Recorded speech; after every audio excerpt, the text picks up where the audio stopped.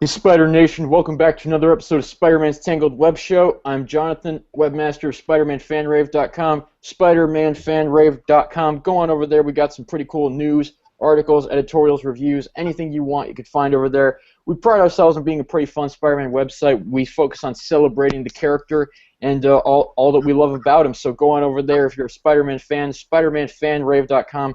I'm going to assume that you're a Spider-Man fan if you're watching or if you're listening to this show. If you're watching the show on YouTube, thank you very much for tuning into this broadcast. Maybe you're watching this live, maybe you're watching it back later. If you're listening to us on iTunes, yes, you are probably hearing the edited version of this. I usually cut out all the stupid parts out of it just to make it a little bit more streamlined, but you know what? Who cares? It's my show. I can do what I want. Tonight I'm being joined by James. What's going on, James? Hey John, what's up? Actually, since it's been the 2 weeks, some big changes in my life. I got a job, so I'm like Peter Parker, guys. I finally got the job. I hit the big time. Now it's time to start marketing industries. But anyways, I got a job. I'm working at the Amazon factory here. It's a pretty easy, laid-back job. So far I'm getting along with all my coworkers because we all are newbies that started off literally at the same time. So we're all gonna work. I think it's all gonna work out fine for us. I'm not gonna say too much because we had to sign non-disclosure. So I'm gonna shut up now about work. And school's going really good. I can't have no complaints there either. So I'll just turn over to Jan now. All right, how's it going this week, Jan? I had kind of a tough week. It's, but it wasn't like anything major. It's just, my senior year of high school, there's kind of a lot of pressure to keep my grades up my last year. I have like 3 honors math classes, and it's kind of hard to juggle all that, and keep Ooh. He's Peter Parker, 15 years old, ASM 15 early issues, and now with me having a job at 25 years old and finishing college, I'm Peter Parker from like the 80s. Does that make me Peter Parker from the Lear Remedi years because I'm just starting college? Yes! Awesome.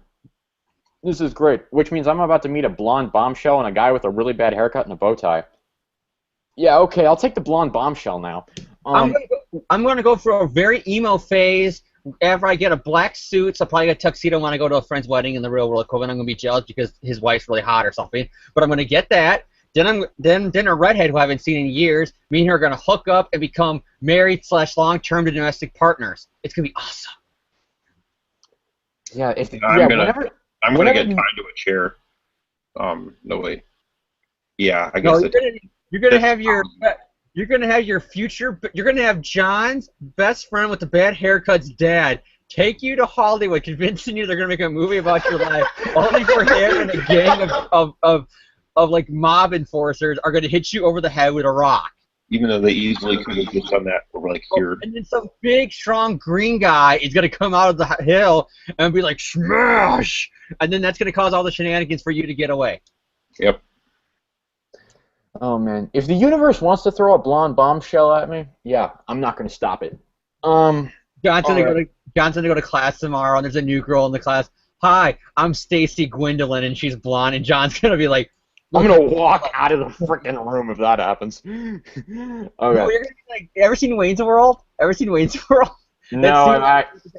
Well, I think Jan knows what I'm talking about if you've ever seen Wayne's World. Have you seen Wayne's World, Jan? Because if not, you're gonna make me feel really old. No, I'm not. I haven't seen Wayne's World. Well, fuck you guys.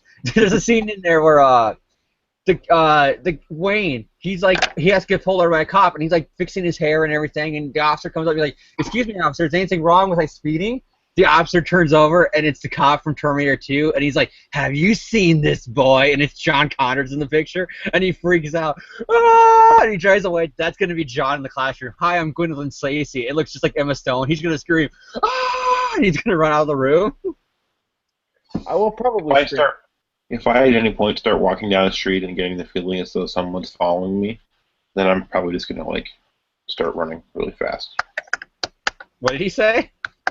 If I ever get the feeling that I'm being followed while walking down the street, I'm gonna keep walking and then just keep walking even more, because eventually one of us is gonna get tired, and it's probably not gonna be me. What have I been up to this week? Just same old stuff. Going to school, playing trumpet, doing all that music major stuff. I had a birthday. That was Happy birthday, birthday-ish. John. Thank you, James. That was birthday-ish. I'm never like get excited about birthdays, so it's just like, yay, I aged. I'm a year older, probably a year dumber instead of a year wiser. How old are you now, John? Like 15, 14, 13, whatever it is? I'm 7 years old. Thank you very much. You guys made me feel like that since you guys never seen Wayne's World. I'm like, how do you not see Wayne's World? And now I realize and I remember, yeah, I'm the oldest fucker here. I could see Wayne's World, but I don't feel like it. It's a good movie. Watch it. My top movie to see right now is Pitch Perfect because I need to see Pitch Perfect. And then I need to see Pitch Perfect 2. And then I need to see Pixar's Inside Out. The only reason why I would want to see Pitch Perfect 2 and I'm waiting for YouTube is just to see the clip of the Green Bay Packers in it, and that's it. I want to see Pitch Perfect because, yeah, Pitch Perfect is life. I got dragged to the first one with a date, worst date I ever had in my life. I don't think I ever went out with that girl again just because that movie was so bad. I'm like, you like that? I'm not. We're done. Good day, ma'am. And walked away. I didn't do that, but I was like on the inside. It's like this date was shitty, and I never called the girl again. Whatever, noob. All right, what are we talking about tonight in terms of Spider-Man? Well, we don't have any news to talk about. We don't have any current comics to talk about this week. Amazing Spider-Man Volume 4, Number 1 comes out in approximately 2 weeks at this point. October 7th is actually the cover release date. So we will be talking about that in a few weeks. We have that to look forward to. But right now, we're actually going to be looking back approximately, I'm not good at math, 28 years probably, 27, 28 years. We're going to be looking back to a pretty specific and pretty famous Spider-Man story. It was 6 parts. It took place over 3 different series. It's called Kraven's Last Hunt, if anyone's ever heard of it. This was actually Never heard of it. Never heard of it. It's like when that character came back from the dead and nobody made a bitch and a stir about it. And then he came back from the dead again. And again. And again. It's a vicious cycle. History is doomed to repeat itself. Kraven, pretty much the comic book equivalent of a one-hit wonder. Yeah, pretty much, because I think this is the only interesting Kraven story. It is. It may be. It is, John. Yeah, I will just say right now, before we even talk about Kraven's Last Hunt, I'm really not a Kraven fan. He's probably my least favorite of the Lee Ditko villains for me personally. I don't see the... I understand why some people could like him, but I've personally never really enjoyed the character. So this is really the only time Kraven's even been slightly interesting to me. I'm going to say that the only reason Kraven is still remembered today is because A, he was in the original Sinister Six, and B, this story. Those are like the only 2 notable things about him that people. I wouldn't even go with this story. I mean, I wouldn't even go with Sinister Six. It's the story. Yeah, everybody probably. who knows, because Grimdark. I mean, that Power Ranger short made by those people a few months ago was a hit, not because it was good, but because, oh my God, Grimdark Power Rangers. I mean, and this is the same thing with Kraven's Last Hunt. It's dark. It was moody. It was dark. It was in the era of Dark Knight Returns. All right, and so Kraven's Last Hunt, written by J.M. DeMatteis, which, can someone help me out? Is this his first Spider-Man work? I think so. I actually think he did a few issues, like maybe an issue of Sensational. I mean, not Sensational, but Spectacular, and he maybe did an issue of Team Up, but that's about it. But this is his first big arc, I want to say. His first, like, truly notable arc, and yeah. And speaking of J.M. DeMatteis, I think it's interesting. I have the trade of this, and this originally was supposed to be a story between the Grim Reaper and what's that guy's name, Wonder Man, and then it was going to be between Batman and the Joker, and then he finally settled on this because this is like what they would let him do. But like the idea of a hero's like arch enemy like burying him in a grave was like, you know, something that DeMatteis was trying to get done in like multiple different titles. I think that's interesting. That it actually wasn't originally going to be a Spider-Man story. Yeah, he said that on the interview. I want to say it was either the Crawlspace or some other Spider-Man podcast, and he outright said it was going to be the Joker and Batman, and he never got a chance to do it because it was in the era when everybody was trying to get the right Batman after Frank Miller. And so then, he didn't get to do it. He system here. Interestingly, he actually did get to write a story with Joker and Batman that actually does take some cues from this. Like so, I think it's actually a pretty interesting story because this is probably well regarded as one of the darker Spider-Man stories, just in general. Spider-Man's not usually a very dark character. He's usually, I don't want to say completely lighthearted, but he's not nearly. He's tragic. He's not dark. That's the difference. He's not nearly as grimdark as this story makes him out to be because. Does he really give any quips in this story? Is there really a single funny part of this story? I think in the beginning, like showing, oh, life is great. Me and MJ are on our honeymoon stage. We've only been married a few weeks. Life is great. It's when after Craven shoots him and puts him in the grave that it becomes really dark. But not even really then, because it starts with him it starts with him funeral. So even the beginning is dark. Like there's really no brightness. I would say. The only two other really dark stories I can think of are Back in Black, obviously. Me and John covered that. Back in Black and Gwen Stacy and Norman's death. And even that had jokes in it, but that was more of dark kind of black humor, kind of like Freddy Krueger, where all the jokes are Green Goblin making fun of Spider-Man for his girlfriend being dead. It's not Peter quipping or anything. And even then, that story isn't dark. Like, I mean, it is dark, but it's tragic. Like, I think there's a distinctive difference between dark and tragic. That's what I mean, John. The closest you get is, like, if you want to say the darkest Spider-Man has ever been, you go Craven, Back in Black, and then the next closest would have to be Gwen Stacy because it's the death of his girlfriend. And then I would make an argument for Maximum Carnage, but then again, that story is so silly that it kind of like blends the line between truly dark and just goofiness. Maximum Carnage, but that was dark. Yeah, that's what I mean, though. It's like that's your next closest for dark, and I wouldn't even say it's dark. It's more of you dim the light a little bit. And so when we talk about Kraven's Last Hunt, I think that is part of the reason why it is so memorable, but also because, like we said before, a lot of people say this is the only interesting thing Kraven ever did. It is the only interesting thing Kraven did. Well, think about it. Here, just to say this right now, and I know people are going to say, oh my god, here they go again with the brand new day, modern day Spider-Man bashing. This is not. They brought him back to life in the Grim Hunt. Kraven, in what I think is the best moment in that whole arc, is on the ground begging for Spider-Man to kill him again. He's like, kill me. You're the only one that can free me of this curse of basically being a zombie. Because you're the one because me dying the first time was partly because of you. You got to be the one to kill me. That's the only way I'll stay dead. Kill me. And Peter was going to, but then decides not to because, obviously he's Peter Parker. And Kraven is crying as he turns to his wife and she says, I did this for you, Kraven. I did this for you. And he goes, no, you understand. You ruined it. You took away my masterpiece. Because even Kraven knew his death is what he's remembered for. The great Kraven the Hunter is for this. And what happened after that arc? I don't think Kraven has been seen in amazing sense. Not even superior sense. I think what wasn't the most notable thing he's done since is that that's an AU. That's an alternate universe. That's it. I think.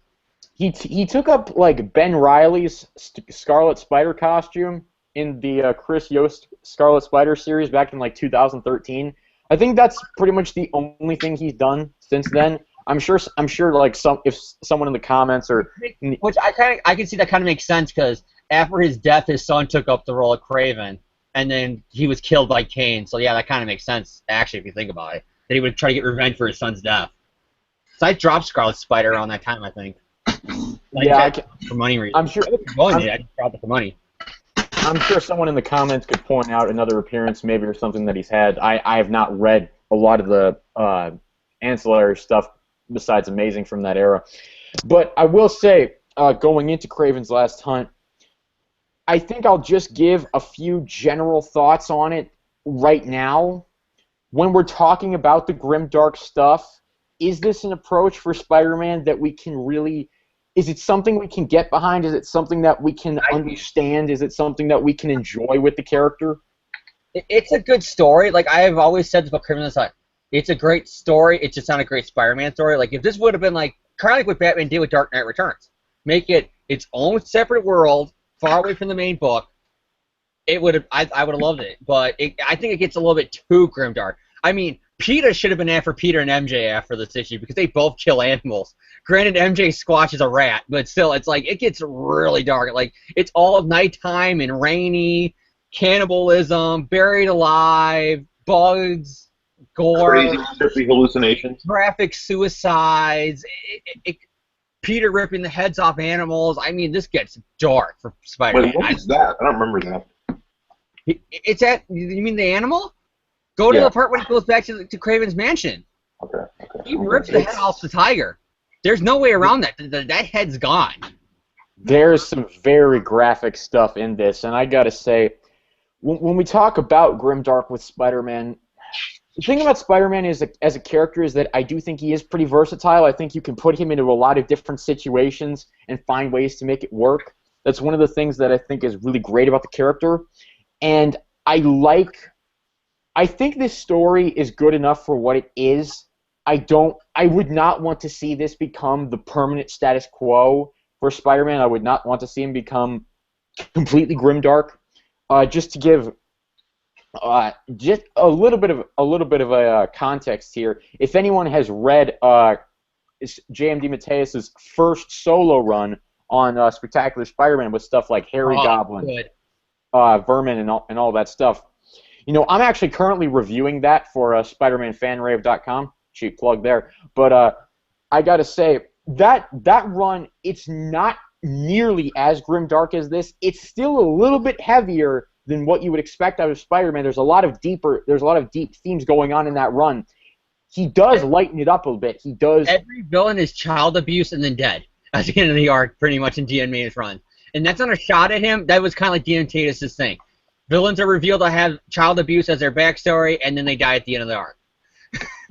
Yeah, it's like DMA's. I was reading some of his work. Sorry to cut you off, but reading some of his work, it's interesting that like after the Clone Saga, DeMatteis got a little bit more lighthearted, like the stuff, like when Spectacular, like when Peter Parker came back definitively, like after, and kind of his second run on Spectacular, like is noticeably. I mean, even though there's still darkness and stuff, and it's still kind of psychological, it's a lot more lighthearted and fun than his. I think because the Spider-Man books wanted to go as far away as they can from that early '90s stuff. Yeah.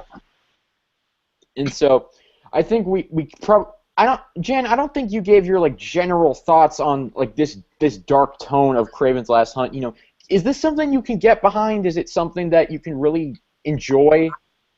Okay, I think what's cool about it is, and we'll probably talk about this more in depth, but the end thing is when Peter's like on the verge of going crazy, he like is able to hold on to his humanity, and he says like, you know, he kind of rejects Kraven's whole allegory of like everyone being kind of an animal inside or whatever, like everyone just being, you know, animals, and we can pretend to be intelligent and stuff, but we're just animals. And Peter kind of like at the end says he rejects that, and that he's going to be a person and not like some monster, that he's not going to let Kraven turn him into a monster and take away his humanity. So the fact that it has a pretty lighthearted ending and that it ends on a more or less, I mean, there's some darkness, but it ends on a slightly happier note, at least for Peter Parker, I think makes me accept it, because I feel like putting a character as lighthearted as Spider-Man through a dark scenario is only, you should only do that if you're going to bring them out lighter on the other side at some point at the end. You know, there needs to be lightness at the end of the tunnel. But I feel like the dark tone just kind of comes out of nowhere. Like there's no setup to it. It's just all of a sudden everything's dark at the beginning. You know, like I'll say this right now. This is the first, like literally, this is like the first main books, not an annual, with Spider-Man post the marriage to MJ. Like there was a Spectacular annual in between these two, but regular run, this is the first issue after them getting married. And this more set in stone of her being his girl forever, for eternity in a lot of people's eyes, than the marriage did. When you get to, I'm not going to spoil it right now, but when we get to the end of this type, when we get to this end of the story, that tombstone where it says, "Here's Life Spider-Man," you can carve in there Peter and MJ forever. Because, in my opinion, that is what carved it into stone, that she is his Lois Lane. It's no longer the ghost of Gwen Stacy. It's no longer this. It's no longer a chance of Felicia, Silk, whatever girl comes in and out of his life, Carly Cooper. It's MJ. Like, this is the issue that set it in stone, because she's his whole motivation to live. Is her. It didn't matter about anybody else. it was just to be with her one more second, one more day. Ironic enough, just to be with her was his motivation to get through this arc. All right, so we're going to start tackling this story a little bit more in depth. We're not going to go through each individual issue on its own because that will just take forever, and honestly, I don't have the patience to do that. We're going to split it up into 3 distinct sections, 2 issues each. We're going to be starting off with Web of Spider-Man number 31 and Amazing Spider-Man number 293, parts 1 and 2 of the story, respectively. The story starts with basically Kraven saying, my time is almost up. It's going to be up soon, and I know what I have to do. I must restore my honor, and the only way to do it is to slay Spider-Man. I have to take Spider-Man down, but I must do more than that, and obviously we see what he's going to do, as the story progresses.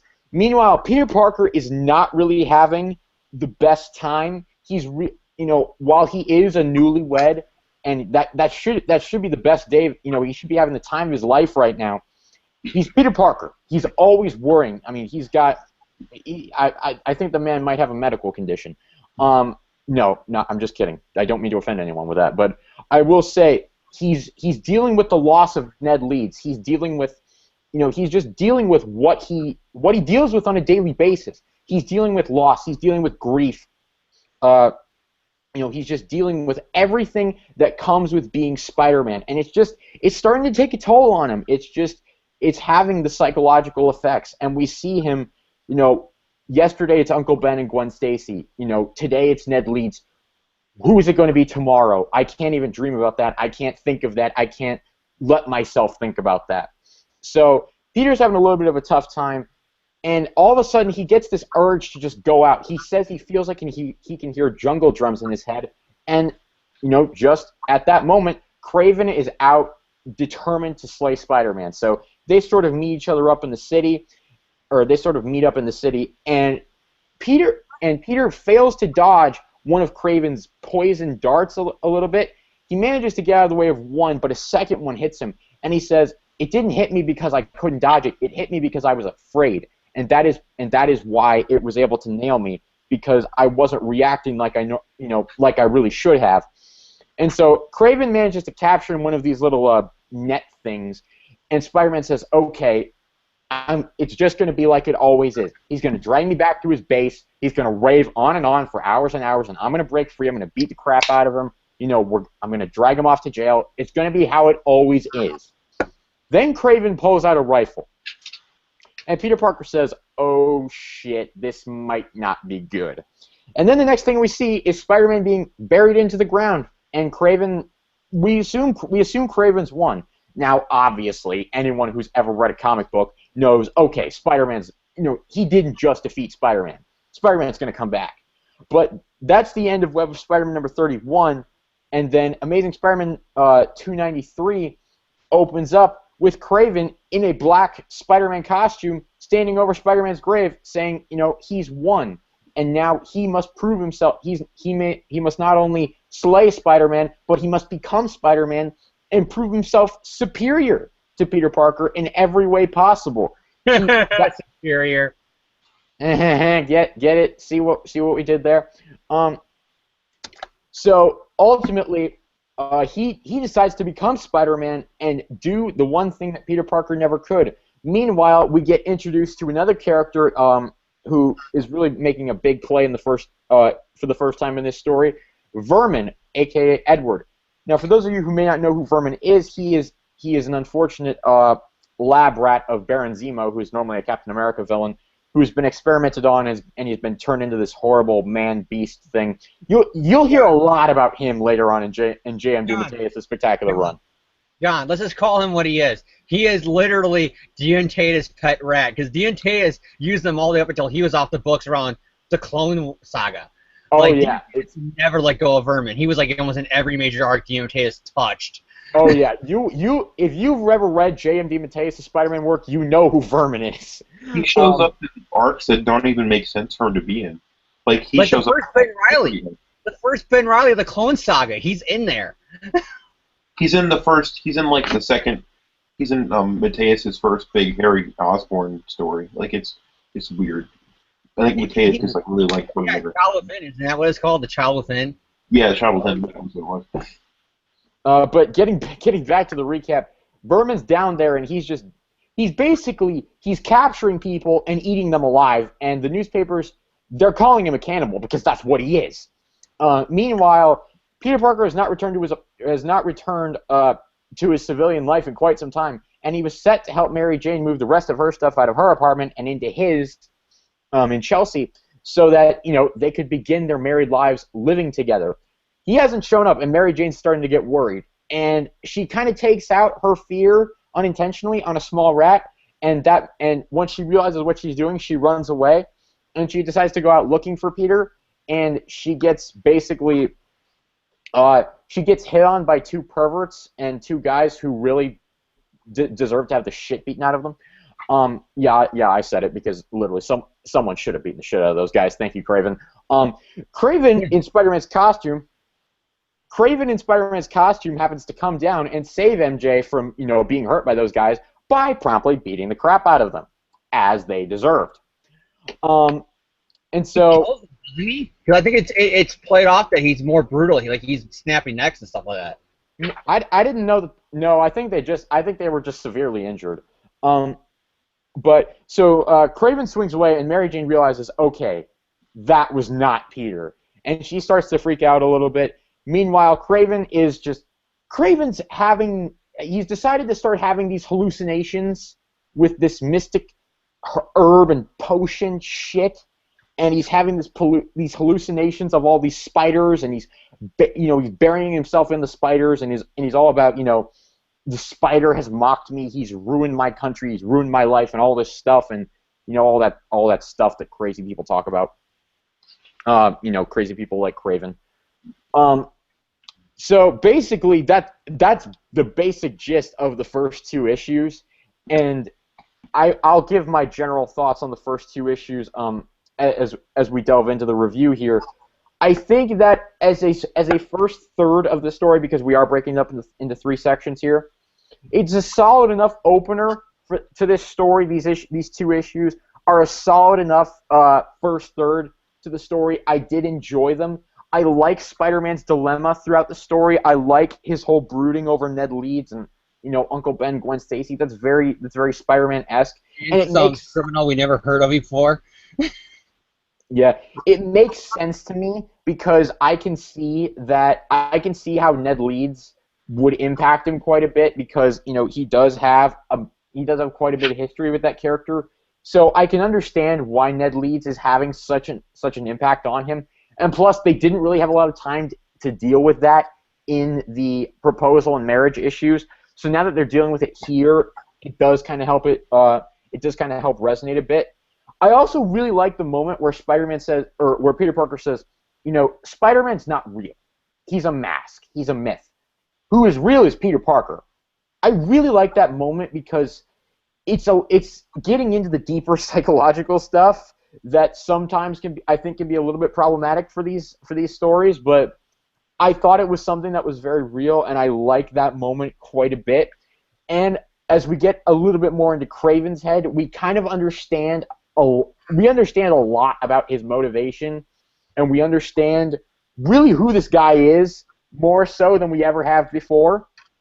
Mainly because he's not a character that was really well fleshed out before, and now that DeMatteis is taking him and breaking him down almost all the layers of the character in just a few short pages, I thought that was really, really well done.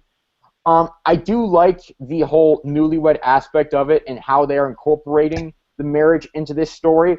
I really like Mary Jane's moments of fear about, okay, Peter has not come back, where the heck is he? I also find it absolutely horrible that they literally just got married and she's already thinking this.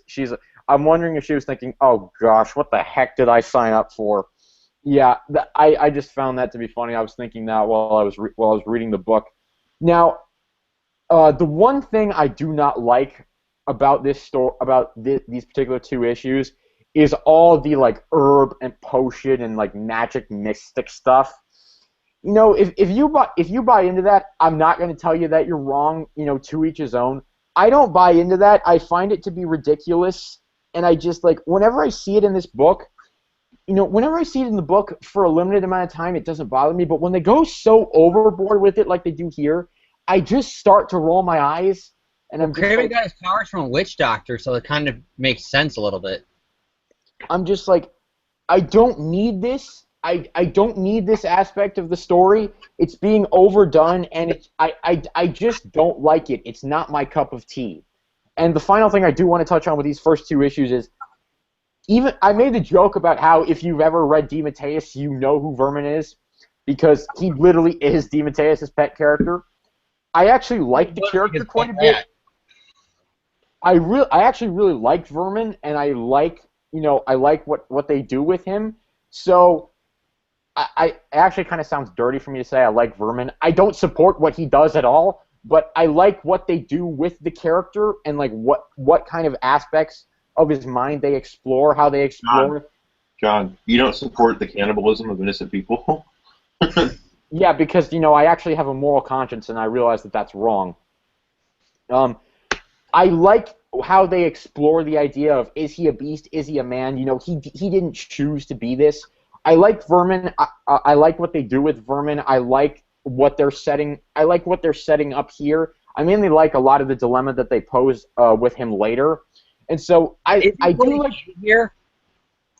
And when we get down to the meat and potatoes of Kraven's Last Hunt, is Vermin really needed? See, I thought about that as I was reading the issue. I actually kind of think that there is a reason for him to be here, and I want to hear your guys' opinion on that before I go into mine. I'll just say I do enjoy the first 2 issues of this. I think they're a solid enough setup. There's some stuff in here I don't like. There's a lot of stuff that I do like. So I'm going to turn it over to James. What are you thinking of the first 2 issues of Kraven's Last Hunt in detail? They're good. It's like I said, it's just not Spider-Man good. I read these, and it's like, okay, you got some elements that are classic Peter Parker. He let Kraven get the best of him because he's guilty about everybody who died. I mean, how many times have we said this over the years about Spider-Man? I mean, you can't even escape it with the movies. He's always feeling guilty about people's death in the movies, the cartoons. That's just Peter Parker and his character. I mean, he felt guilty for Doc Ock dying, and Doc Ock stole his identity for a year. I mean, that's just how Peter Parker is. They could have done it if it was just Ned. I think it would have been better. Like, maybe he visits Ned's grave and he says, "Ned, I'm sorry. It's my fault. You became the Hobgoblin. Whatever."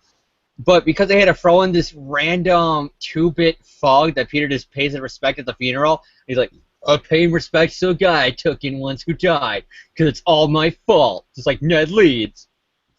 I'm going to go cry in the corner. I'm emo in the black suit in the 80s. Like, that's what it felt like to me.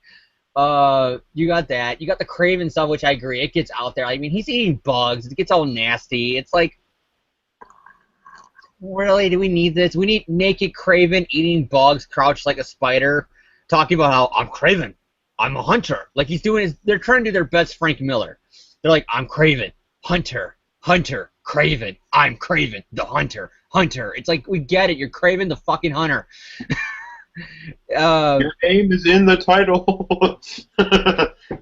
We know. We get it.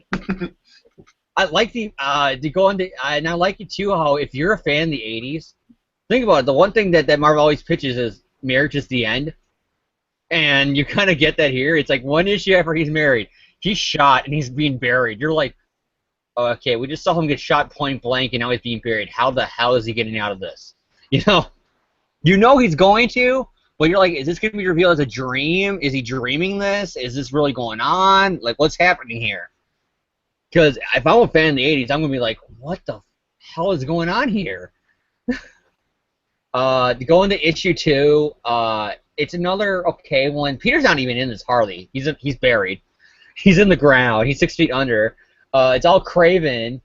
The Mary Jane stuff is the best part about this. Vermin, take care or leave it. I just don't feel like I feel like it's kind of pointless. I get what DeMatteis is doing. He's the yin to the yang. He's the example of him talking about everybody has an animal inside of them. That's why I hunt humans, too. I'm not just hunting animals because everybody has an animal in them.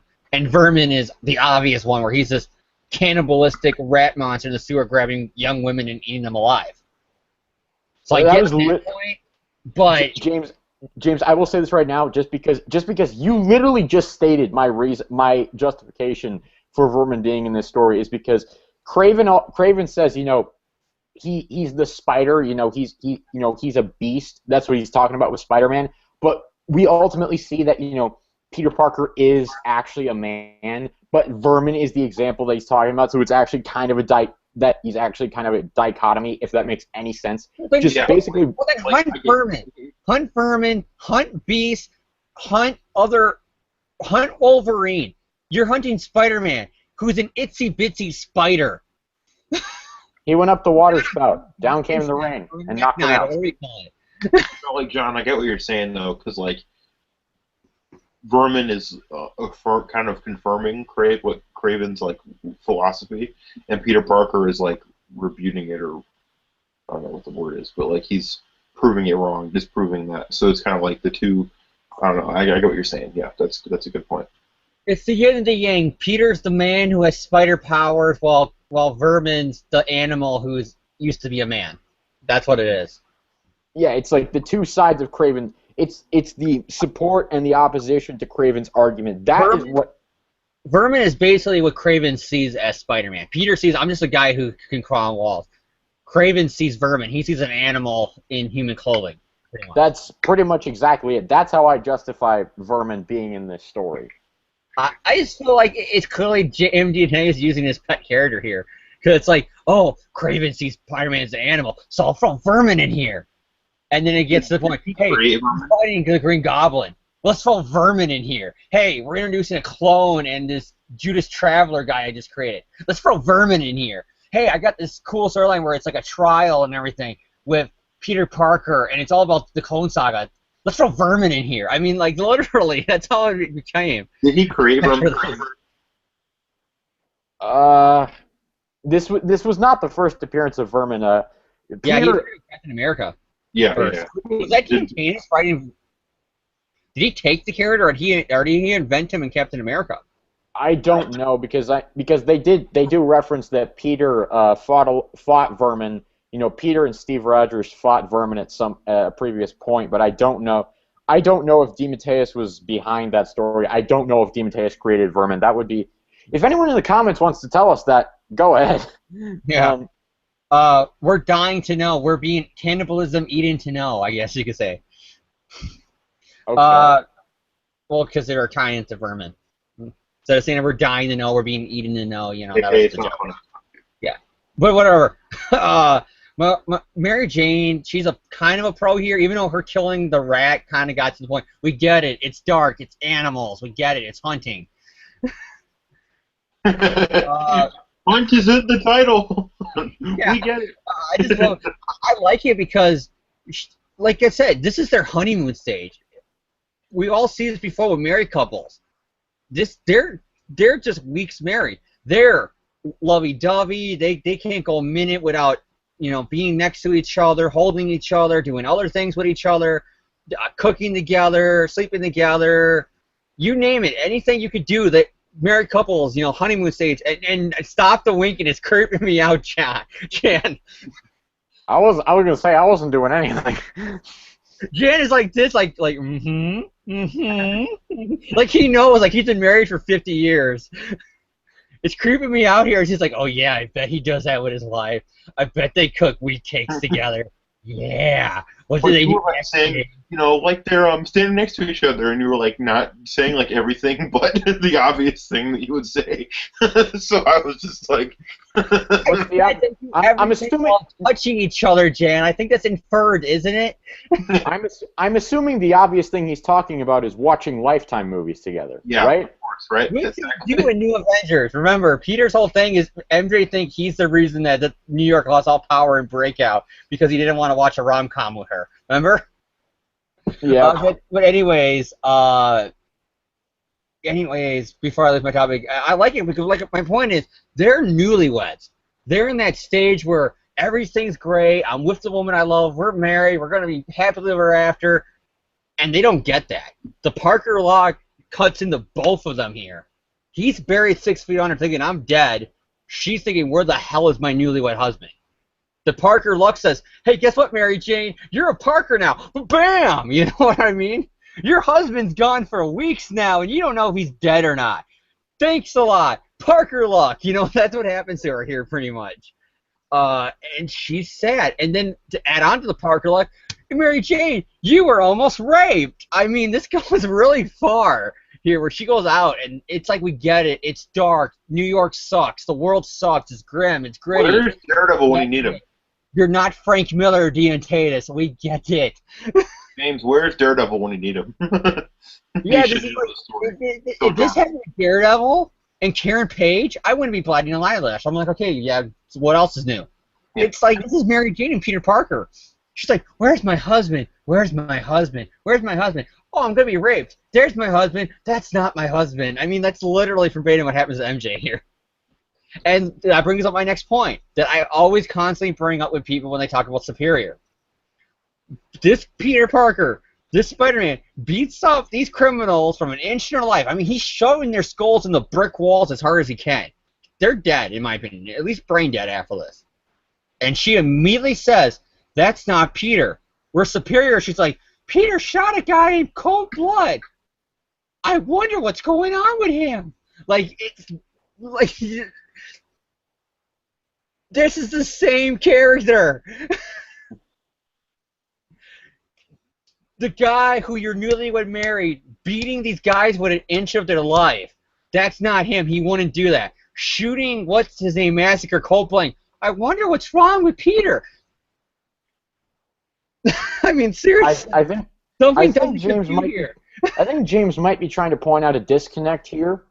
Yeah, it does not compute. Like, this is the 404 file not found. This is the woman in the Clone Saga before Ben Reilly dyed his hair blonde could tell the difference between Peter and Ben.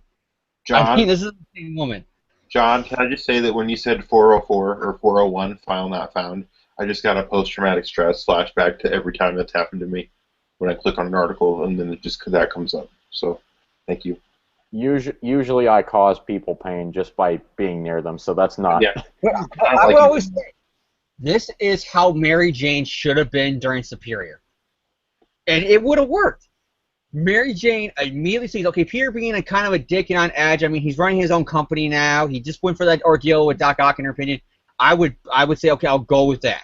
But the second he shot Massacre and Coldplay, she should have said, that's not Peter, and I'm getting the fuck out of here because I don't know what's going on. That's not him, and I don't want this person to know that I know that's not him. There you go. She's off the book. She's hiding from the guy who she always knows is not Peter. Instead, you got her acting dumb for 31 issues. All right, James. Do you have any other thoughts on Kraven's on the first 2 issues of Kraven's Last Hunt? I think I pretty much hit it all once I'm going on my Superior rant. Like, literally, that's my end game. Once I get done with this, I'm just going to rant about how this is the same woman from Superior. So, yeah, just move on to the next person. All right, Jan, what are you thinking of the first 2 issues of Kraven's Last Hunt? Web of Spider-Man number 31 and Amazing Spider-Man number 293. I like them, but I think James, what he said was pretty valid about how they're like a good story, but not necessarily a great Spider-Man story. And while you guys were talking, I just thought of a way to potentially make the story work more if like you were able to go back in time and restructure it. So what if you started out as a more like what you'd expect like the tone of Spider-Man to be, like lighthearted and fun, and Spider-Man's like like what you'd expect Spider-Man to be, and then he fights Vermin. And either Vermin like defeats him, or he like sees Vermin like eat somebody in front of him, and he's not able to save the person, and then that's what sends him on his like dark, depressed path. And then that's when Kraven shows up to capture Spider-Man and then prove that he can stop Vermin where Peter couldn't. And I feel like maybe if that had happened instead of what happens where Peter just gets defeated by Kraven in like the first issue, maybe that would have worked a little bit more. I'm saving it for the end, but I have always said this was Marvel's cash in the Dark Knight.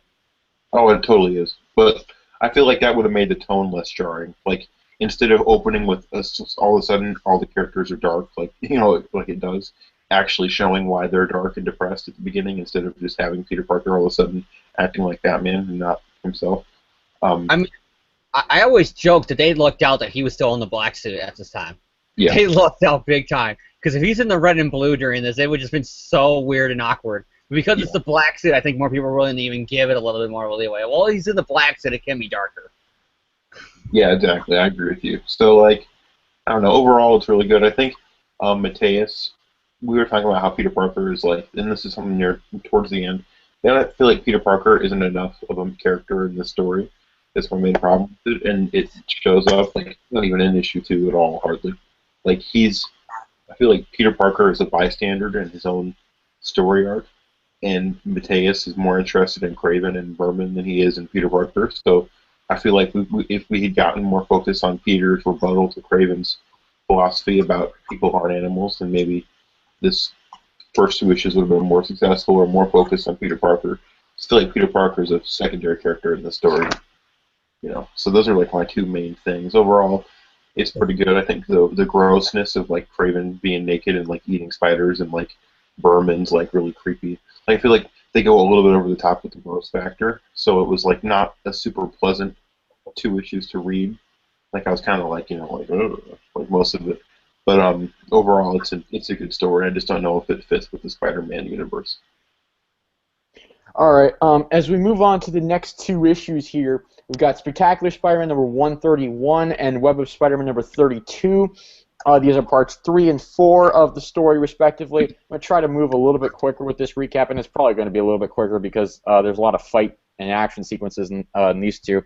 The first issue with Spectacular Spider-Man number 131 is mainly about Craven deciding to take on Vermin because of the fact that when Peter previously fought Vermin, he had Steve Rogers fighting alongside him, and even then, the 2 of them had to work very hard to take down Vermin. He was not an easy opponent for pretty much 2 of the best heroes in the Marvel Universe to take down. So, why? Like, just no. Sorry, I interrupted you. Keep going. But in this story, Craven realizes that and says, "Okay, not only am I going to take down Vermin, I'm going to do it alone."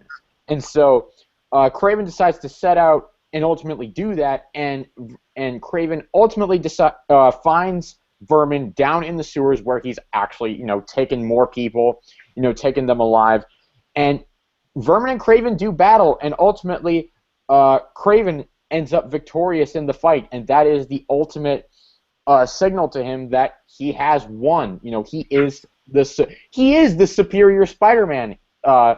Eat your heart out, Otto Octavius. But meanwhile, Mary Jane is going around. She's really panicking at this point because at this point it's been 2 weeks since she's seen Peter. This is how long Craven's been absolutely berserk.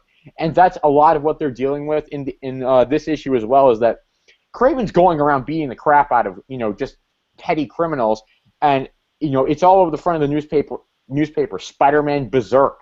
And Mary Jane sees this, and she actually goes to Joe Robertson at his apartment to try to talk to him about it, because she has an inkling that maybe Robbie might know that Peter Parker is Spider-Man, but she says, even if he does know, I can't tell him. And so she ends up actually walking out pretty much just after she walked in.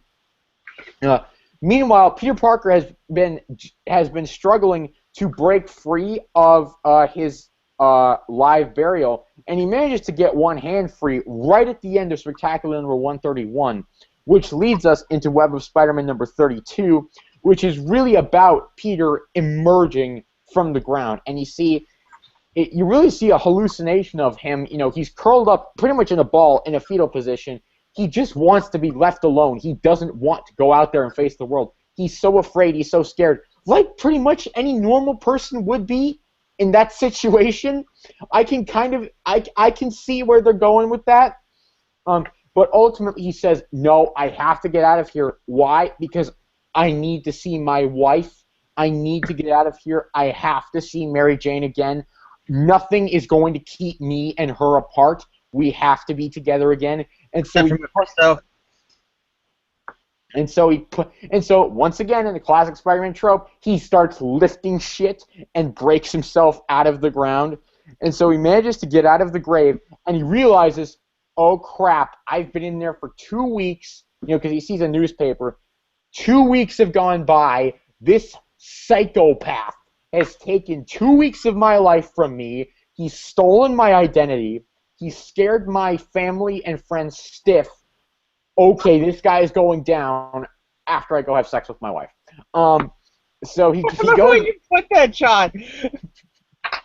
So he goes back to his apartment, and he finds Mary Jane, and they basically just start holding each other and start crying because it's like, Peter, you're alive. Yeah, I'm alive. I kind of can't believe it either. And so they go to sleep. That's not what happens. He comes in there. She's like, Peter, it's you, and then he like shows that it is him, and then they start laying down. John, just admit it. They start doing it. Family show, James. And so, yeah, this is the opposite of a family show. But they go to sleep. Peter wakes up and he's like, I have to go after Craven. Peter, you can barely stand. You can barely talk. Get your ass back in bed. You need to let me work my magic and help you feel better. And so he says, no, Mary Jane. He's I need to take this guy out. And so Peter manages to get to Craven's mansion. He finds him there, and the spider, he has come, and that ends Web of Spider-Man number 32. And I will turn it over to Jan. I'll let him give his thoughts. Parts 3 and 4 of Craven's Last Hunt. What are you thinking of these two issues in detail, Jan? I actually like these more than the first two because I like the whole thing of like this weird like symbolic spider dying and then Peter crawling out like he's rejecting this animal allegory that Craven has going on. I feel like it's a little bit dark and grotesque for a Spider-Man story, but I feel like Spider-Man is a kind of a malleable character in that he's a character that is designed to work in multiple different genres. So a more darker like vigilante kind of gritty, trippy, weird, grotesque story like this, it can work. And I like the fact that it's about, again, there's kind of a light at the end of the tunnel. Like he holds on to his humanity and his love for Mary Jane to get out.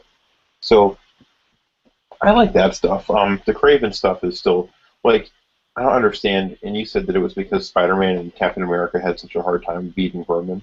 Like, can someone say creator's pet? It's like, why is Vermin a hard character? He's like a rat dude. Like, Spider-Man has fought the Sinister Six and Doc Ock and Sandman and all kinds of powerful villains. Vermin is a dude with rat powers. Like, Captain America, the world's greatest superhero, and Spider-Man, who has taken on dozens of super dangerous villains, together had trouble with Vermin. Like, how? That's just silly. And I refuse to buy any explanation for that. Like, that's just ridiculous that Vermin was trouble for those two characters. And the fact that I don't know, like, it's just weird, like, the whole thing, I don't know. I mean, the Vermin stuff is probably my least favorite part. It's just so, like, gross and unpleasant to read. I really like the stuff between Peter and Mary Jane over the whole story, just like they're kind of like Mary Jane adjusting to the fact that Peter's going to have this dangerous life and he's going to go out and, fight crime and everything. I really like that stuff, and I feel like her adjusting to that and accepting that was a big part of the story. So overall, I really like the Spider-Man stuff. I enjoy most of the Craven stuff beyond him being naked and eating spiders, and I don't care for the Vermin stuff so far. So I'll say that, like, so far I'm basically about, kind of mixed on it, but I think it's pretty good overall-ish. In terms of my general thoughts on these two issues in particular, parts 3 and 4, I like these issues quite a bit. Number 3 doesn't have a whole lot to it, in my opinion. It is a lot of a fight scene between Vermin and Craven. I was about to say Kermit and Vraven there before I caught myself. Kermit and Vraven? Kermit and Vraven. Yep. That sounds like a sitcom. Kermit and Vraven coming this fall to NBC. Led by Andy Samberg and Justin Timberlake. I would watch that. If they were in there playing those characters, I would have watched that. Okay, getting back onto the issues, I think that these are two solid issues. I think the part 4, Web of Spider number 32, is probably the stronger of the two just because of the stuff that it deals with Peter Parker internally. I like that we see Peter so vulnerable because it's a reminder that this is a person. This is a human with natural fears, with natural emotions, we don't always remember that with superheroes. We don't always think about that kind of stuff. So I think it's good that we do see that kind of stuff here. And this is a theme that's going to recur with J.M. DeMatteis. When you get into more of his run, you will see more of that. So I do like the in-depth look into Peter Parker's psyche. I like him so determined to see Mary Jane again, and that's what gets him out of the ground. I like seeing the love between the two of them. I also really enjoy the scene in the third issue where Mary Jane goes to Joe Robertson. Not only because I like Robbie as a character, but because I always liked that idea that Robbie knew that Peter was Spider-Man, but no one ever said anything about it. It was the He doesn't know now, or maybe he re-found out. I don't know, but the mind wipe probably annihilated that. But really up until one more day, Robbie knew. It's like it was always that no one ever said it. Robbie knew. Robbie knew Peter was Spider-Man because Robbie's not an idiot. Robbie's a smart guy. So I like how even Mary Jane says, I think, even if he does know, I can't tell him. So that was a cool scene for that, and plus I just like what they're doing with Mary Jane in the story. I don't really have much else to say on it. I really don't have much else to say on these two issues other than that. There were some nice couple moments between Peter and MJ in issue 4, but other than that, I don't really have a lot more to say on these issues. I think they're perfectly solid installments once again, and I'm going to turn it over to James. What do you think of parts 3 and 4 of Kraven's Last Hunt here? Part 3, filler. You get the Kraven moment where he's killing all those guys, which sets up the dilemma of, oh my god, if Peter does get out, now he's going to be wanted for murder again, which they kind of wrap up in the storyline later on. But, it sets up the whole, is he going to get arrested? Because the cops come in there to check on these guys, and they say, call the ambulance. And the air cops are like, they don't need an ambulance. They're dead. He snapped their necks. So you got that. You got the Vermin, Kraven fight. That's all filler. And the only good redeeming part is, like he said, the Robbie MJ part of this part 3. Excuse me. I love that MJ kind of knows that he knows, but she doesn't want to say it because if there's that off chance he doesn't know, she doesn't want to be the one who reveals the secret. I love that dilemma of he's the only person I could tell, but when she gets there, she realizes if I tell him if he doesn't know, big trouble, which is a dilemma Peter goes through. And I like how she's, like I said, the Parker lot. She's everything Peter would probably deal with, she's dealing with here. And I like that how it's just the way I put it. She thinks he knows, but she doesn't know for a fact. He hasn't ever said, hey, I know Peter Spider-Man. She doesn't want to say it without him going, Peter Spider-Man? I like that. Because, I agree with John. There's no... and somebody said this. I forgot who it was. But somebody said, Robbie knows, and the reason why he knows is because it's obvious. Jonah is such biased, blind hatred for Spider-Man. He can't tell when Spider-Man is obviously in the same room with him. But Robbie, who's calm, cool, collective, doesn't have any bias or jealousies towards Spider-Man. He sees Peter. He sees the photos. He knows Peter disappears whenever shit goes down here with villains or in his own life. Villains seems to always attack Peter and him and his family. He's able to connect the dots. But Jonah is such a blind rage, he can't even tell when Spider-Man is 2 feet near him. And I love that element of it. That he has it built in his head that Spider-Man is probably some one-eyed evil pirate with scars and everything all over his face. And he can't tell that it's this 20-something-year-old good-looking guy.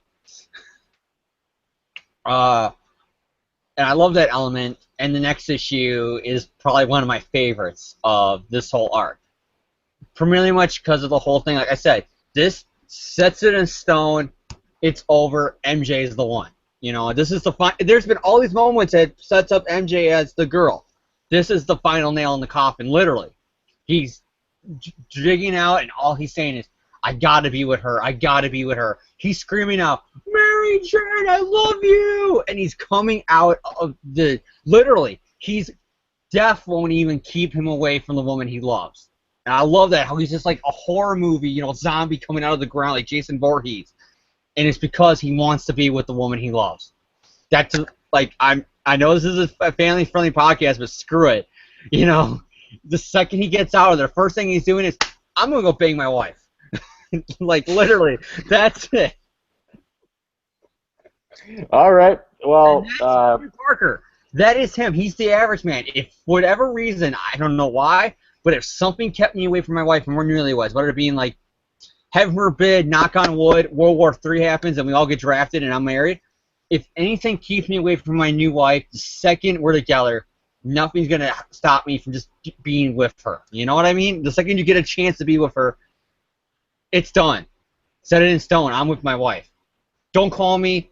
Don't disturb me. I'm with my family. And that's that moment. He has to be with the woman he loves. And I love that. And then right after he's done, he knows, I'm sorry, baby. I have to go. He's still out there. Oh, yeah, and Vermin's eating people alive. He's still out there. I'm responsible. I'm Spider-Man. I'm sorry. I know you don't want me to leave. The one thing you don't want me to do after I've been gone for 2 weeks is to leave. But I got to do it. I'm Spider-Man. I love you, and I promise you, you're not going to go another 2 weeks or more without me. I'm going to be home immediately as I solve this problem. And to me, this is the issue. It's set in stone. This is why I love Mary Jane and Peter as a couple. And if you want, I'll tell people, if they ask me why do I love it so much, read this issue. That's why. Because how much they love each other in this issue is why I love them as a couple together. Drop the bomb. Boom. All right, James. Any other? If that concludes your thoughts on parts 3 and 4, I will turn it over the recap portion to James, because he actually recapped the final. John, did he freeze up or did I of freeze Craven's up? last on Amazing Spider-Man number 294 and Spectacular Spider-Man number 1. John, did you freeze up or is Jan? I probably did. I'm still here, I think. John, I think you froze up. I think you're telling me to do my recap now, right? You're asking me to do my recap, right? Yeah. So okay. Issue begins with a pretty badass cover of Kraven with the gun and Peter like stalking him. That's like really badass. I gotta be kind of like the hunter is now the hunted. I like that. So I just wanted to say that first. I said that if I do this, I gotta say that first. You got like the little symbolism. There's a spider and a rat. Whatever. Blah blah. Vermin, because he got captured, is in the mansion, and then Spider-Man confronts Kraven, and he's all like, "Dude, what's the hell?" And he starts beating the shit out of Kraven, and Kraven's like, "Ha ha ha, this is awesome." And then he's all like, his hands up in the air, and he's enjoying this. He's like, "Oh, you want your suit back? You want your suit back? Well, here you go. Here you go. Oh yeah, by the way, I got Vermin. Here, I'm gonna put on my loincloth. Don't mind me being naked for the 2,000th time in this arc." And then they go into the basement, and then he's all like evil, sadistic smile, and it's like, Jesus Christ, Kraven. It's like he has this biggest smile I've ever seen drawn on a character in these issues. I swear. And, Can someone say sociopath? Yeah. Yeah, he's enjoying this, and he's having this cannibalistic rat thing fight Spider-Man. Can you guys hear me? Yeah. Yeah. Okay, good. Sorry, my connection's And he's all like, "Oh, you hurt him, now hurt him back," and then they're fighting with Vermin, and Vermin's getting the upper hand because Peter just got buried alive. I don't know even how he was able to brave these last 2 weeks. And he hasn't eaten, he hasn't drank nothing, he barely is breathing. And so, of course, Vermin's going to beat the shit out of him. And then Kraven throws knives and starts whipping Vermin, and Vermin runs away. It's like, no, bad Vermin. Whoosh, whoosh. Bat Rat Man. Oh, gosh. It is, though. It's like he's whipping him and he runs away. That is literally what happens in the issue. It's like, no, Spider-Man's supposed to beat you. That's a bad Vermin. Have we gotten to the part where Kraven creepily strokes Spider-Man's chin yet? Yeah, we're at this now when he carries Spider-Man out of the house. And he's That's like, just... you go get Vermin, you go do what you do. Just remember, I killed people. That makes me better than you. That makes me superior than you. Sorry, I did my Doc Ock impression. But pretty much he goes, yeah, go. You know, I proved my point. Go fight Vermin. And then Peter's like, I'm coming back for you. No. And he's like, yeah, don't worry. Yeah, I know. As soon as Peter leaves, puts a gun to his mouth, bang, Kraven's dead. Until, of course, they brought him back in Grim Hunt. And that ends Amazing Spider-Man number 294, and then going into Spectacular 132. Oh yeah, John wants me to do this one too. I forgot. I was kind of hoping you would take the. I was waiting for the recap. That's why I was waiting for us to go in the recap. We got Peter remembering about how he was freaking the fuck out being buried alive. Which, if I'm in a coffin and I'm alive, buried alive, we would all do that. Show of hands, who would freak out like Peter? And then Peter's like in the sewer and he's like going through it again. And he's like, what the hell? And as this is going on, Kraven's funeral's starting up. People are, you know, burying him, and it's the parallels of when Peter was buried. You got the rats biting Peter. You got the cops getting confession from Kraven, showing him putting on the suit and everything. Like, hey, it was me, and I'm dead. So, yeah. And then you got pretty much the rest of it is just a big old fight. Peter fights Vermin, and he shows why he is better than Kraven. Because Kraven would have killed Vermin. He's a beast. I don't even know why Kraven didn't kill Vermin, to be honest. Because Jam Dude clothes Vermin escapes into the street. Peter webs him up and it brings him to the cops and say, here you go, dudes. Get him. And they're like, wow, he's been through a lot. Should we arrest Spider-Man? No, he's been through a lot these last few weeks. And Peter's like, what are they talking about? As the Bugle says Kraven dead and confesses in the murder. Peter goes home and Mary Jane's looking at photos of them again, and she's worried because it's her night without her husband. And he's like, hi, honey, I'm home, pretty much. And then they all lovey-dovey, they hug. Happy ever after for the Parkers, except for the Kraven family, where now he's buried, and now every fucking member of his family takes up the mantle until they decide, hey, let's all team up and bring him back from the dead. All right, James, what are your thoughts on the last two parts of Kraven's Last Hunt here? They're pretty good. Except when you get to the part where Peter kills the tiger. Yeah, that's a bit much. Peter Parker killing a guy because he accidentally punched the self-destruct button on his super suit, or a villain falling and Peter not being able to catch him in time is one thing. He straight up kills a tiger in cold blood. Yeah, it's a bit. It's not something I would expect from Peter Parker. Let's just put it that way. I granted it's a tiger that's gonna eat him, so it's sink or swim. But at the same time, it just feels like if you get to that situation, you got to write that Spider-Man's gonna rip the head off a tiger. Don't write it. Like, seriously, if your only end game out is Peter killing the tiger, don't do it. Just don't do it. It would have made more sense if Kraven would have done it. Like, Spider-Man's fighting off the animal, and the Kraven's like, screw you, let me show you. And then Kraven does it. And then Peter freaks out. That's different. To be honest, I wouldn't have batted an eye if Kraven had done it. Yeah, Kraven, he's the hunter. He comes up. No, this is how you do it. There. And then Peter freaks out. That would have been better. Now you got him and both MJ murdering animals in the story. Yeah, but besides that, it's pretty good. I mean, I like the final issue where he finally comes over to MJ. I like how he did wrap it up. This didn't become like something where for the next year or so, it's Peter's wanted for murder of all these criminals. Like Kraven said, hey, I did it. Here's the photo proof. And there you go. Even though I'm sure Jonah didn't believe it. Jonah's like, oh, no, it's Kraven working with Spider-Man. But whatever. It wrapped it up without the cops once again being wanted for Peter for murder.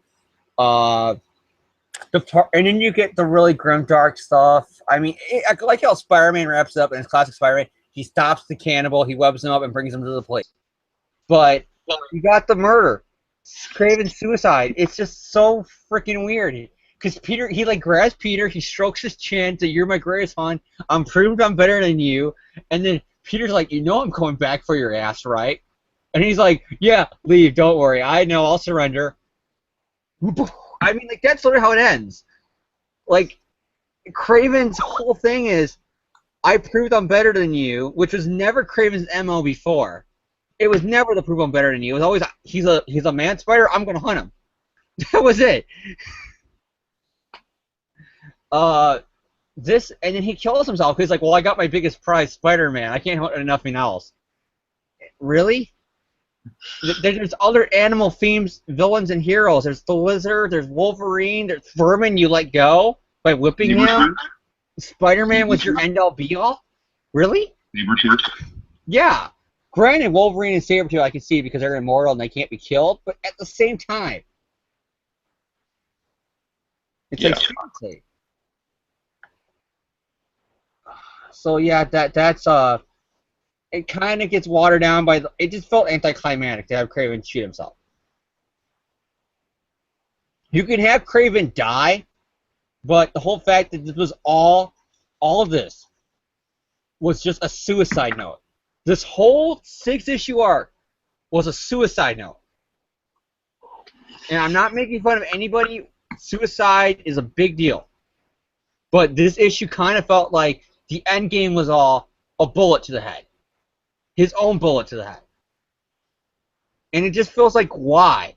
Except for being the part of, well, it's grimdark. Why?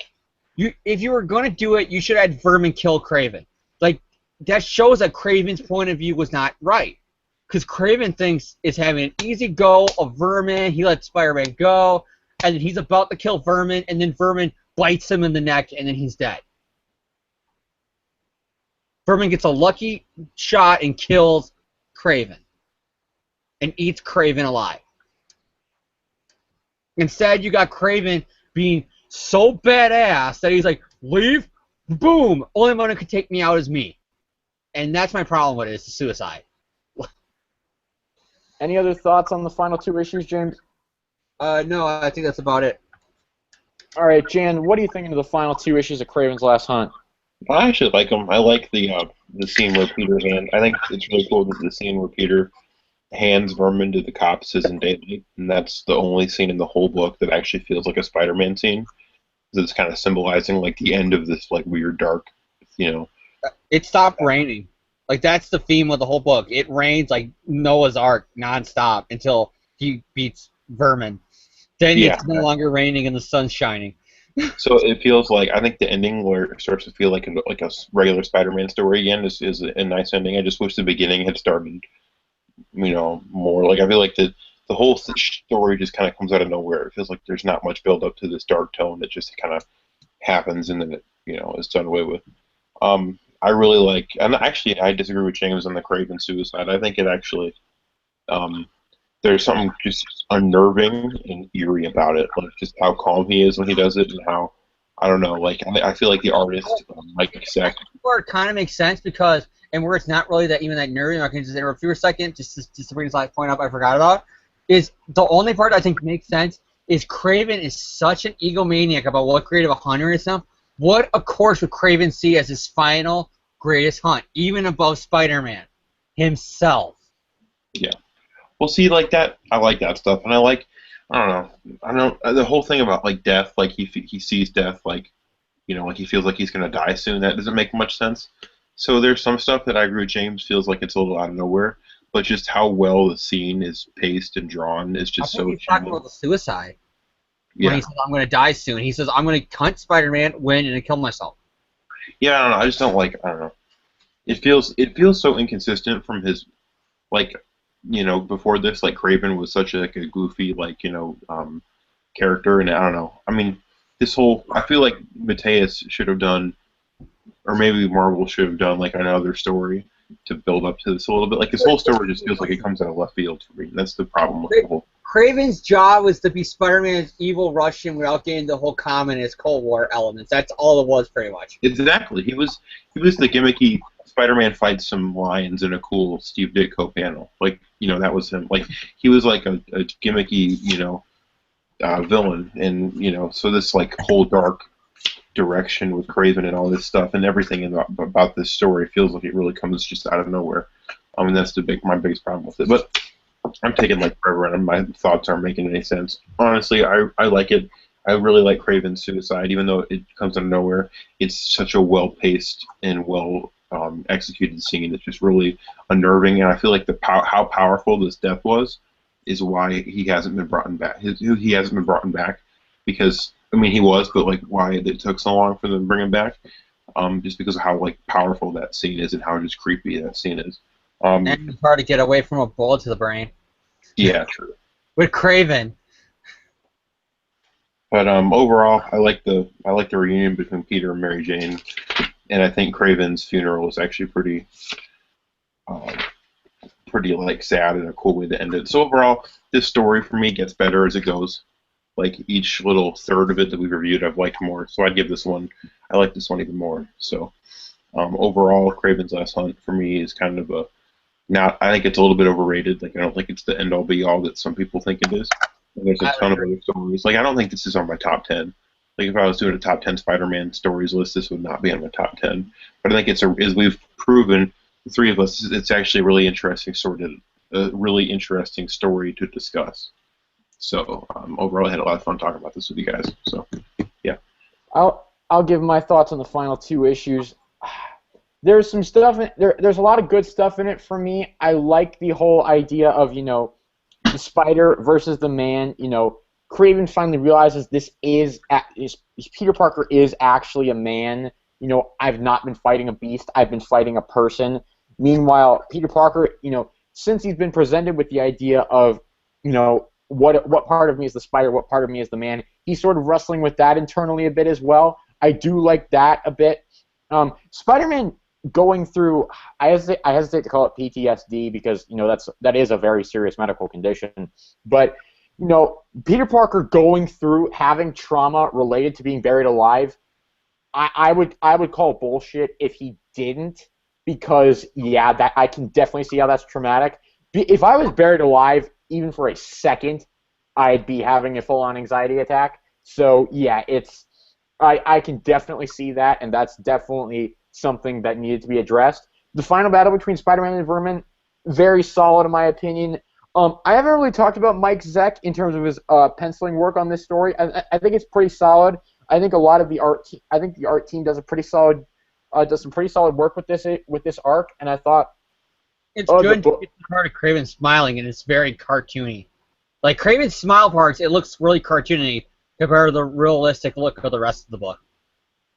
Yeah, I think the art team does a pretty good job with the visuals in terms of this book. The Craven suicide, it's probably the most interesting thing Craven's ever done, and the only interesting thing Craven's ever done, at least in my opinion. Just interrupt John for a second. Think about it. This guy's most famous thing is killing himself.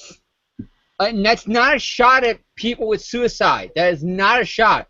But I'm telling you, this character is only remembered for the way he died. Kind of like Gwen Stacy. Well, no, Gwen I would even say is not even in the same category as Craven. Because she was the Silver Age blonde girlfriend, She had her elements that made her stick with the fans other than just she died. If Gwen wouldn't have died and she would have just left the book and broke up with Peter after they graduated college and said we're going to go our own separate way, she would still be remembered to this day. Craven, if he didn't off himself, nobody would know his name. He would have been one of the Ditko guys like the Living Brain and the Looter. He would be in their level. I'd say he'd be above their level because at least Craven made several appearances since then. Like he showed up in Romita's run a couple times. He showed up in Spectacular and Amazing, in the 70s and 80s. He would still be an obscure character.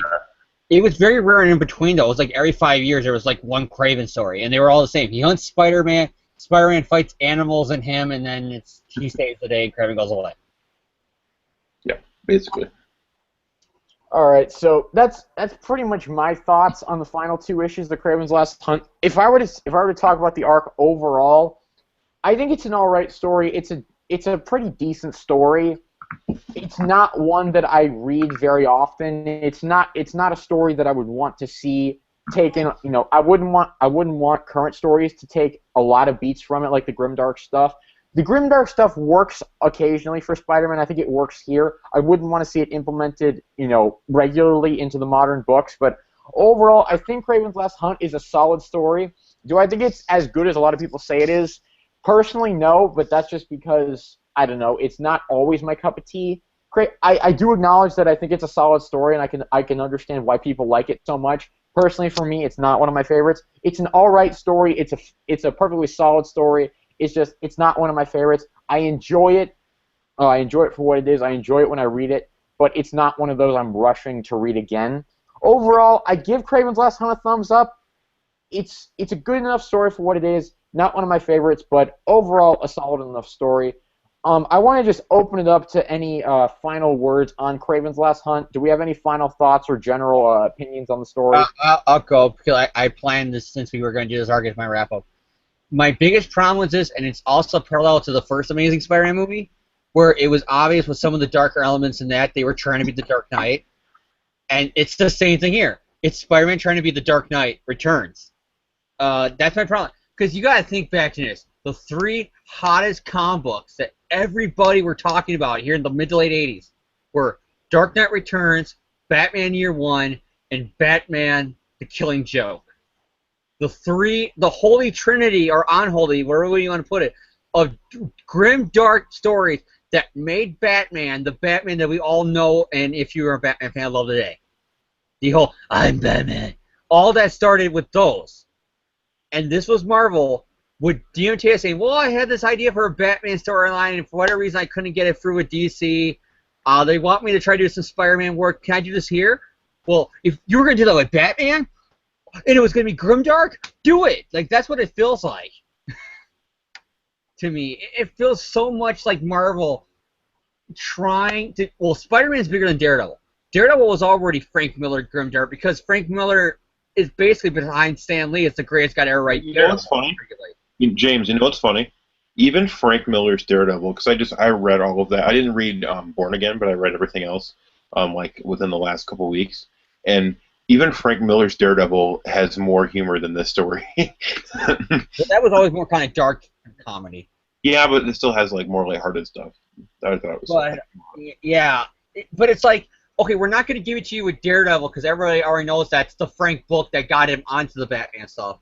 So we're going to do it with... And Daredevil, even when he's popular and he's red hot, like he was with the Mark Waid run recently, if he was when what's his name, Bendis wrote it, when Kevin Smith wrote it during the Marvel Knights days, when Frank Miller was on the book. You know, those hot periods for Daredevil, he still wasn't the level of Spider-Man. So that's all it was. Spider-Man is our closest equivalent to Batman. We're going to do this grimdark storyline with him, and then we're just going to run with it. And I feel like it's a good story. It's just not a good Spider-Man story. Because it gets too grimdark for Spider-Man. I'll accept grimdark with Daredevil, with Wolverine, with Punisher, with Batman. I just have a hard time. This storyline is good if they would add a few more lighthearted moments. It's just, I don't really care about, you know, when it's too dark here. MJ's killing rats, Peter's ripping the heads off tigers, it's Noah's Ark, endless night and rain, vermin's eating people alive, there's suicide bullets to the head, eating spiders as their juices and blood come out of your mouth. It just goes too far, I think. It's trying too much to be Marvel's Dark Knight Returns. All right. Any other general thoughts on Kraven's Last Hunt? Personally, I enjoy it for what it is. Like I said, I wouldn't want to see the grimdark implemented into the regular books. I can absolutely understand James's point there. I somewhat agree with it. I somewhat disagree with it. But if no one has any other thoughts, I got something to say. Oh, sorry. But like, I feel like overall, you know, you guys are right. This is pretty much the to-go-to like dark Spider-Man story, and I think it's actually pretty good. I feel like there's been other dark Spider-Man stories that have worked more. I personally think of Maximum Carnage and just any story with Carnage in general as being a dark Spider-Man story, and I think those work a little bit more for me just because like the contrast between like a regular Spider-Man story and the new kind of dark element makes more sense, and it feels more like a Spider-Man story that's dark as opposed to just a dark story with Spider-Man. And this feels like a dark story with Spider-Man as opposed to a dark Spider-Man story. But as a whole, I feel like John said, I think this works, but I don't want to see Spider-Man become dark all the time, and I don't think it will ever happen. But overall, I think it is a good story, and I think, I don't know, we probably need to wrap this up soon, but just like one potential conversation topic is, why do you think this why do you guys think this story is so well regarded? Since all three of us kind of had the same consensus that it's good, but Oh not my nearly as God, good as Grimdark. just because it's dark. You think that's why? Well, like I said, a few months ago, the hottest thing on the internet was Grimdark Power Rangers. You put Grimdark with Barney, people are going to be like, "Oh my God, look how awesome it is! It's Grimdark." You know what I mean? And Barney like eats all the kids. look at the '80s. Okay, look at the '80s. Dark. If you're a comic book fan with the Batman movie, the Batman comic books, Daredevil comic books, everything's Watchmen, everything is going grimdark. So here's Spider-Man in his black suit in this really dark comic.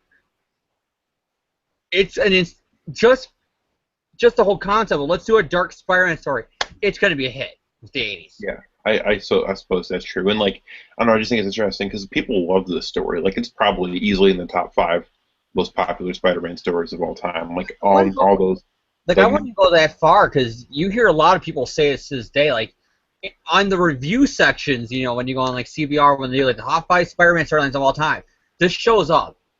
But when you actually ask people on the street, like you go watch other Spider-Man podcasts or other Spider-Man theme websites, Craven's always almost like overrated in the categories a lot of times. It's always like, great story, just not a great Spider-Man story, or great story, but here's my problems with it, or it's good and it's popular, but I never really liked it. Yeah, you see that a lot with a lot of Spider-Man fans. I mean, I can name 20 different websites of and podcasts and whatnot that are related to Spider-Man that all have that same opinion about Craven's Last Hunt. It's like, we're giving it a great review and saying it's a great story because that's the popular opinion, but this is how I really feel about it. Fair enough. Yeah, I agree. right. Sorry to cut you off. I think that's probably going to end our little review here of Craven's Last Hunt. We probably didn't hit everything that we absolutely could have, but I think we hit the important topics that we needed to. So I think we touched everything. I don't think we missed anything, really, John. When you read the storyline, it's not much. Craven buries him, grimdark, until he gets unburied, and then he fights Vermin, saves the day, and then Craven pops himself. Yep. I mean, that's pretty much Craven's Last Hunt in a nutshell. Oh, and then, of course, the Peter MJ moment, which I could literally go on for hours about how awesome it is, because as you guys know, I love Peter and MJ. All right, but that's going to do it for this episode of the podcast, actually, because we don't really have anything else to talk about this week. So, Jan, you have any shout-outs for the listeners before we sign off? I do. I'm going to shout out Supernatural. I don't know if I shouted it out before, but it's my favorite not the show. What? Not this show. Every ex-girlfriend, my sister, every girl I know, they're obsessed with this show. So, see, it's funny because this is a little side story, but I got my friends addicted to it because I was like, it's on Netflix, and then I'd see my friend every day at school, and he'd be like, oh my God, I go home and I watch Supernatural until the sun goes down, and then I go to bed. And I'm like, I know. But anyway, so Supernatural, it starts its 11th season in about a week, and I could not be more excited. If you're a Supernatural fan and you're watching this, just know that in the season 11 premiere, Dean Winchester will use his grenade launcher, and if you're a Supernatural fan, you will get that, and why that's awesome. I'm also going to give a shout out to Matt Fraction's Iron Man. Great series so far. I've been reading. I'm about I think 10 or 11 issues in. That's awesome, and I'm already hooked. And I can tell I'm going to be spending a lot of cash buying all these trades because this is awesome. So those are my 2 shout outs. So that's it for me. James, you want to give your shout outs this week? I guess I gotta be fair here. Shout out to Red Dog Beer. Because I was drinking about the podcast, so cheap plug if you're watching the video. Because it is good, because I went through 1, 2, 3, 4 during the course of the show. And it's not because, this comic's depressing. I mean, I just want to have fun with my friends, goofing off, talking about Craven's Last Hunt. Yeah, so we got that. So shout out to them. Shout out to my work, Amazon. I hope by me saying I enjoy my work there, I didn't go off too much. But it's an awesome place. If you got an Amazon factory near where you live, I suggest you apply for it because it is actually a pretty good place to work. Shout out to AGR because we're having so many tech problems trying to get the show back up, and I apologize. But tech problems and everybody's super busy, but we're trying to work it out and get a new episode out as soon as possible to just stay with us if you're an AGR fan. And final shout out goes to just Marvel, because the new books are starting up, and there's some I'm really excited for. X-Men '92. I'm excited for all new Avengers. I'm excited for what's going on with the Star Wars Aftermath titles they're having that tie into the new movie. And like I said, I'm still waiting to see about Iron Man and Spider-Man because of some developments that we found out about. For the most part, shout out to them for the good stuff that I can't wait for that's starting next month. All right, my shout-outs, as usual, Marvel, Stan Lee, Steve Ditko, James DeMatteis, Mike Zach, all that stuff. Thank you for Spider-Man. Shout out to The Big Bang Theory. Thank you for starting a new season this past week. Oh, that was a good episode. Yeah, that was an emotional roller coaster if I've ever been on one. Yeah, so I enjoyed The Big Bang Theory. What else am I enjoying right now? I'm enjoying right now, if anyone watches Total Drama Redonkulous Race, I'm enjoying that. It's stupid as hell, but that's why I love it so much. Yeah, that's pretty much all the shout-outs I got this week. So can I just say one thing before we go off the air? The best joke, and it's in the preview for the new episode that's on Monday, is Sheldon not understanding why Amy got so mad at him when he's talking about his fun with flags. And in the preview for the new episode, he's like, as you might notice, I'm not here no more because Amy's not here no more because we went break up. Luckily for me, everything that she was useful for, I can do with my right hand. And he's holding a remote. He's holding the remote control. Smartphone, so that way it can be the pointer while he's filming his video podcast, Jan. But because of what it sounds like. Yep, that's Sheldon Cooper for you right there. Oh man, I love The Big Bang Theory. Anyone wants to know what is Sheldon and what makes him tick, I will show them that clip. That's what makes him tick. He's oblivious to common sense. All right, but we thank you all for tuning in. We hope to see you next week. Keep on reading Spider-Man. Keep on loving Spider-Man. Go on over to SpiderManFanRave.com for all your Spidey goodness. And, yeah, see y'all next time. Later, guys. Later.